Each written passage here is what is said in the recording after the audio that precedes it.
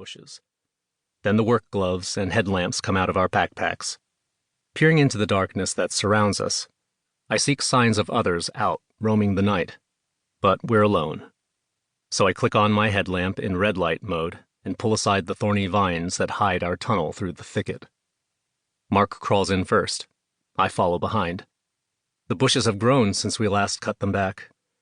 And for the final several feet of the tunnel, on the other side of the hole in the chain-link fence, we're wriggling forward on our elbows and bellies. Think maybe we should trim again? I clamber to my feet on the other side. We've only got a couple trips left, Mark reminds me.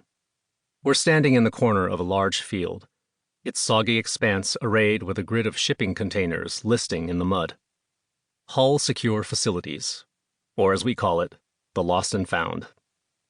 Mark shucks his backpack to the ground in front of the nearest shipping container. Kneeling next to him, I knit my fingers together and boost him onto the top. After I've passed up both backpacks, I grasp his hands and launch myself upward, and he heaves me onto the container beside him. The first thing I do is check for our 2x4s, right here where we left them. Then I follow Mark's gaze to the cottage on the hill at the far end of the Lost and Found. A light glows in one window. Jerry's up late, I say, glancing at my watch. A black rubber Casio I found among Dad's things after his murder. 10 minutes to midnight. Mark narrows his eyes at the cottage. The window flickers. Dimmer, brighter, yellow, blue. Watching TV, Mark concludes. Rain might clear up by 4. I say we move. June on the 47th parallel north. The sun lingering in the sky until 9, rising again at 5. Seattle averages 8 nights of rain in June. July only gets 6. The window for our visits to the Lost and Found is closing. I pick up one of the 2x4s and lay it across the gap to the next container over, and Mark places the second board parallel to the first. We cross this makeshift bridge one at a time, moving our feet in short, wide steps like inept roller skaters. Then we move the boards and cross the next gap, working our way toward the only 4 containers that we haven't searched yet, the ones closest to Jerry Hull's cottage. A single footstep on the paths among the containers could result in a felony burglary charge or a spray of buckshot in the back. It would trip the network of seismic sensors buried beneath the ground, and that would trigger an alarm on Jerry's phone that would send him scuttling to his gun cabinet.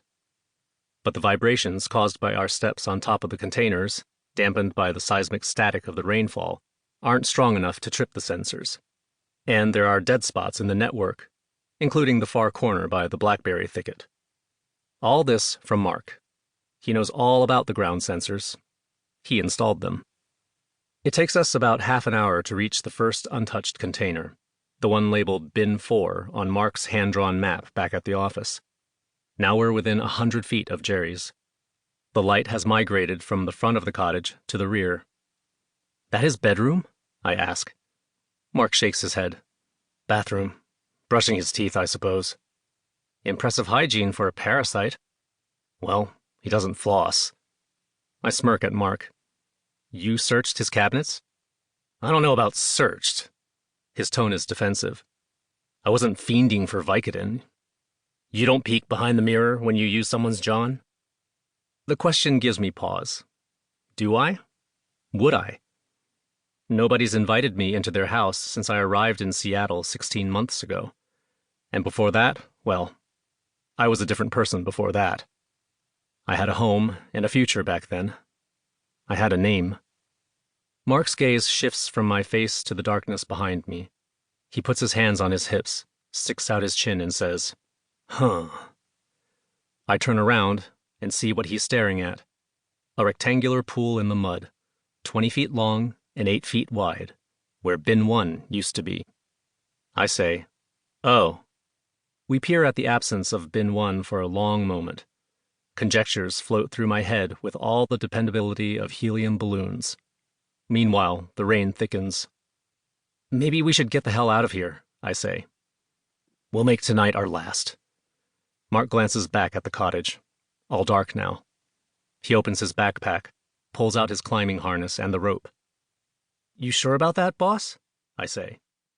Mark nods.